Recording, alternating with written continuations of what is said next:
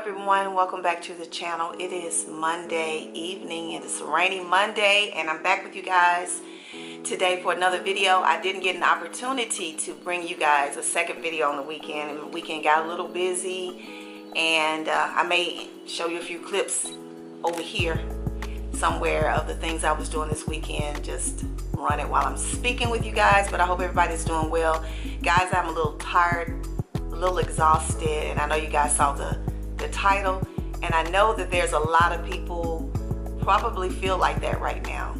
How many of you guys are having trouble sleeping? It has been a lot going on in the last few weeks, and my location, being that I live downtown here in Memphis, is the actual focal point of a lot of the protests. So every night there has been a protest, every single night. So I'm just not able to get really good rest due to all of the noise, and there's helicopters that fly above, and it's just a lot, you know. So in addition to the mental and emotional state that we're in, so that contributes also. So I was thinking I gotta find a way to try to get some rest. And I know we all have battled insomnia at points. A lot of women who go through menopause, you know, we go through that sleepless point, that insomnia type of thing, and it's because of the hormonal imbalance that we can sometimes have. So I was thinking of what can I do, you know, what are some things that I can do. So I started researching and I found a few things that I want to share with you guys. Some I've tried, some I haven't. So it's trial and error. So in case anybody is in this particular situation that I'm in right now, you're having trouble finding it, finding sleep is not finding you, or you not finding sleep, I wanted to share with you a few things that you might want to try that might help you get some rest at night. So if you're interested, keep watching. Okay, I'm gonna share with you, maybe I might do about 15. It's about 20 of them that I've seen here, but I may just share about 15 of them here with you. And some of these you may have already tried, so that's why I gave several of them. I'm giving several of them because just in case you've already done something, it might be something on this list that you haven't tried that you want to try. You know, I be asking people, I be Googling it, I talk to doctors, my friends that are in the industry, you know, just things to do. So one of the main things that I thought was interesting, because I'm a cold nature person, and this is going to be my number one. Well, it's not in any particular order, so I want to say this is the number one on the list, but this is the first thing that I'm giving you. But I'm a cold nature person, so therefore I like to use cover. I sleep with cover year round, guys. It don't matter, winter, spring, summer, fall, I have to have my comforter on my bed. But I realized that it says to lower your room temperature, and that means having a cooler room. It said that your body responds better to cool temperatures. When your body is hot, when you're at night, you tend to toss and turn. You're hot, you're trying to do things to get cooled off. So it said that lowering the temperature actually induces sleep. And another thing that they said that they could try, in addition to that, which I guess I could go ahead and make that number 2, is to take a nice warm bath or shower right before bed, because once you exit the shower or the bath, your body cools down because the air hits you, and that's the perfect time to try to go to sleep. So that's my number 1 and number 2. Lower your room temperature. And they said the ideal temperature is anywhere from 60, I think, to 70, which 60 is a little cold for me, but I said, well, maybe I could toddle with maybe 68, somewhere in there, after, you know, 65 to 70, because I normally keep my room temperature about 74. That might be warm for some of y'all, but that's what I sleep in. But I think I'm gonna lower it and try it to 68, and then I can actually use my comforter and see if that works for me. So that's my 1 and number 2. Number 3, it says to get on a schedule of going to bed. You know, now I'm a late night person. I tend to be up pretty late sometimes because I'm working on my computer, I'm doing things, you know, I might be editing a YouTube video, or I could be taking an online class or something like that. So I tend to go to bed pretty late.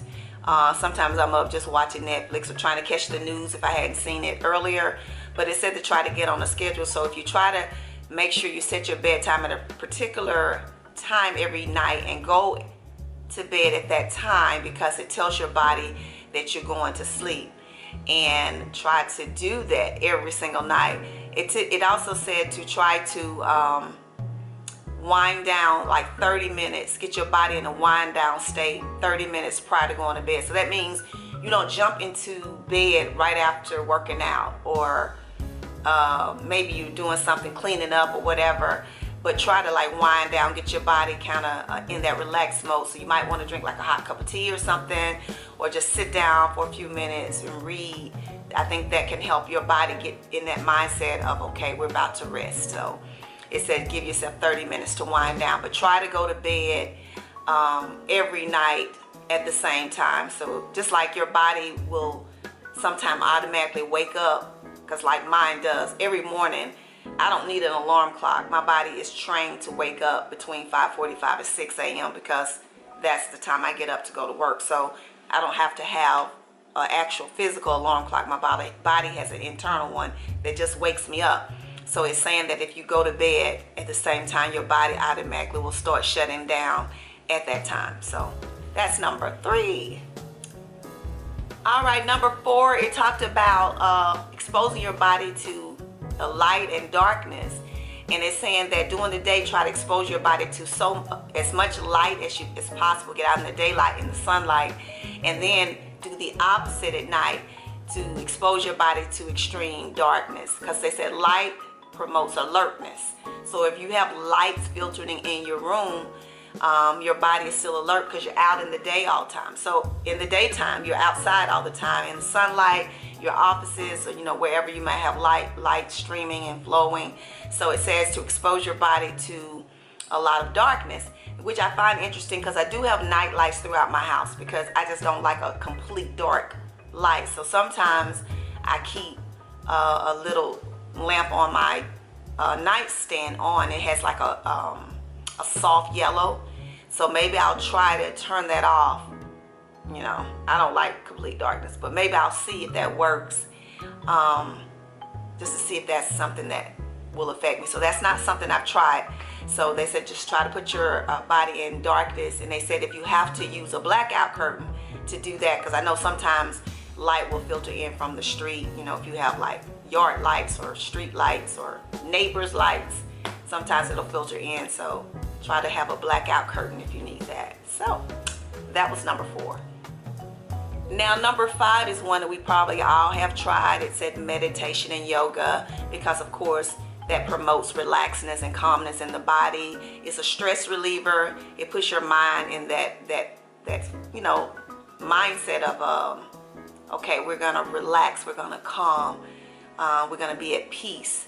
So yoga is certainly something that you might want to try, maybe a couple hours before you go to bed, to try to get your body to reduce the stress and the tension from that day. So maybe we've all tried that one, but for those that have not, that would be one to try.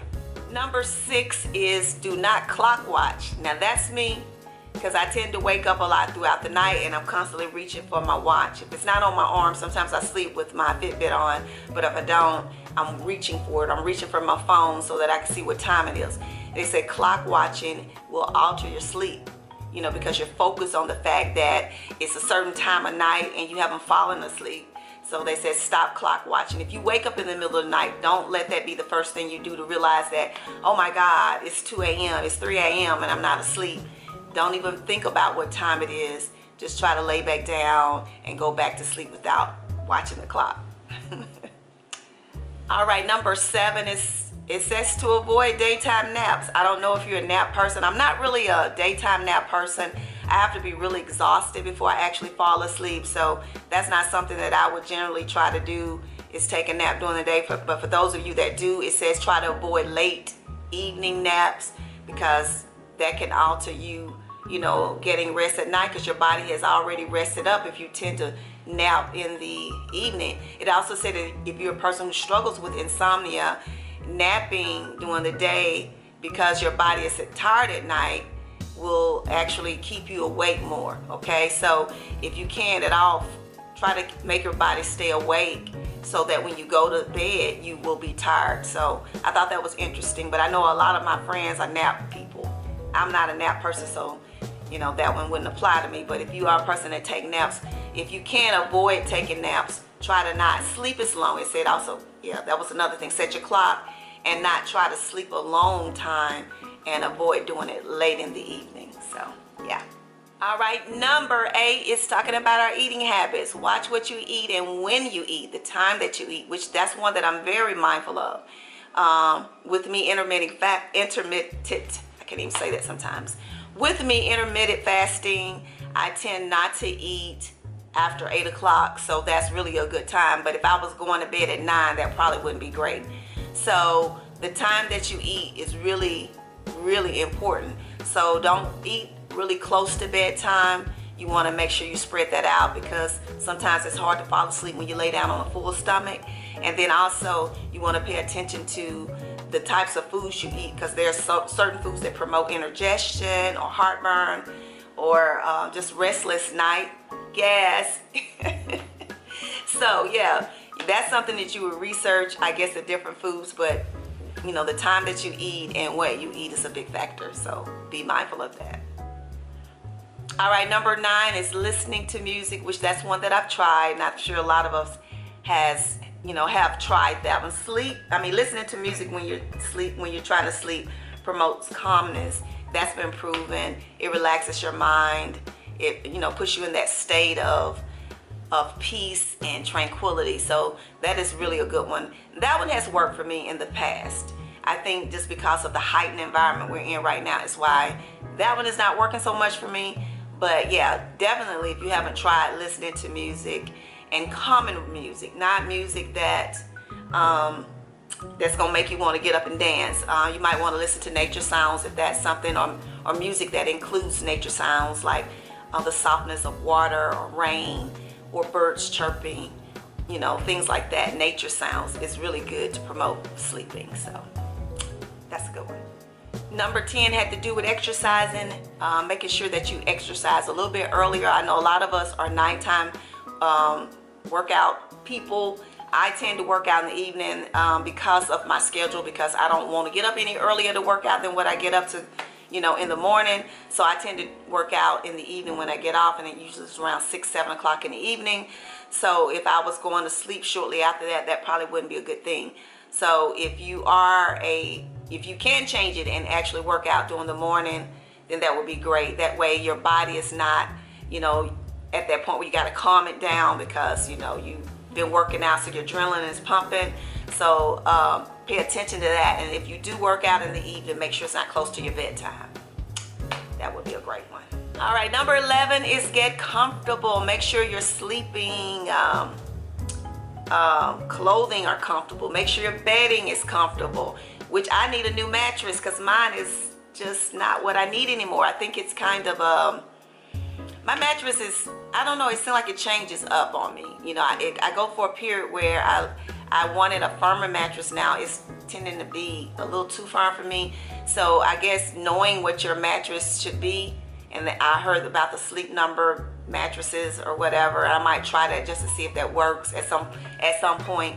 But making sure that your covers are not too hot, or what you're wearing is loose, because tight-fitting clothing tend to be restraining and pulling, or the material could be some that produces sweat. So you want to make sure that it is like cotton or something that you can move around in. It's not going to restrict you from moving and keeping you awake at night. So make sure you get comfortable, and that includes your bedding or your mattress as well. All right, number 12 is to turn off electronic devices. Some people sleep with TVs, and I think some people have to. Sometimes we have things running, radios, things that you could just hear at night. And it said it'd be good if you could have a little quietness. Now, some people, I have to say, some people sleep better with sound. Because like I said, music can promote you, into a deeper sleep.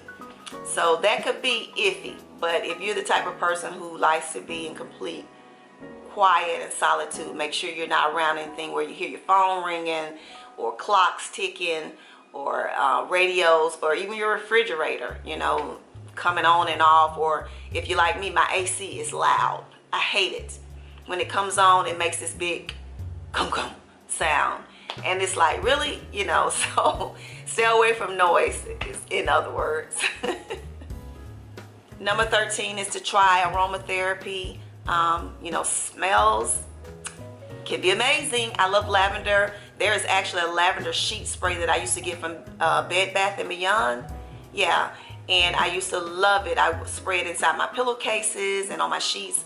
And it just, when you lay down and you just engulf that smell of lavender, it would just make me feel like I'm just relaxing and I'm on a cloud. So certainly aromatherapy can help. I have this diffuser here right behind me. It's actually on now, right now. And I have some eucalyptus in there with lemongrass.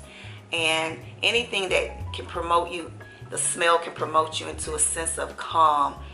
And it's really good to make your body relax. So yeah, I think that's amazing. I think like when you go, even when you go for like a massage, they tend to have oils that promote that relaxation. So certainly smelling nice aromas would, help you sleep better.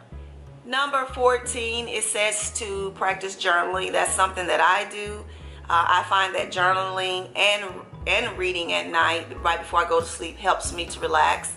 Sometimes I fall asleep even just reading, but I take that time to kind of write down my thoughts or plan out something that I want to do on the weekend or in the future.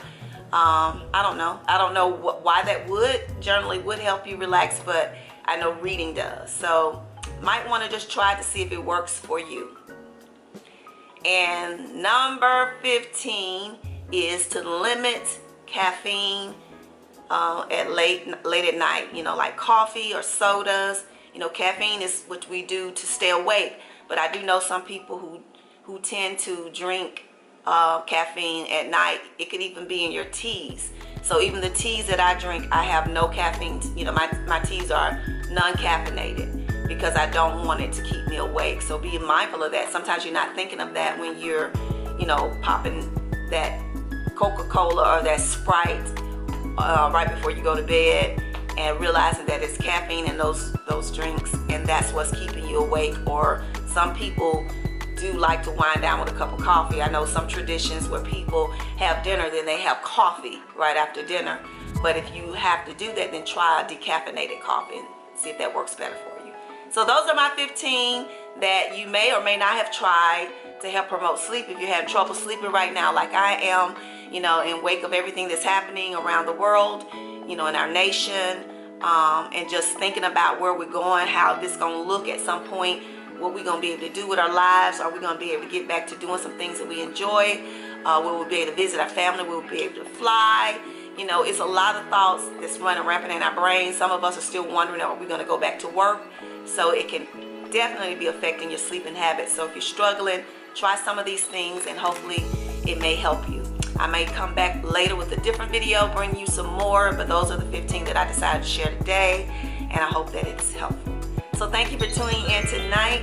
If you're new to the channel, thank you for coming through. I hope that you will find something here that would inspire you, that will motivate you, or simply entertain you. Please subscribe if you have not by clicking the subscribe button right here, and turn on the notification so you will know when I upload. And to all my returning subscribers, thank you for stopping in tonight. I appreciate you guys from the bottom of my heart, and I'll see you guys later this week. Remember, always peace and love, and I'll see you real soon.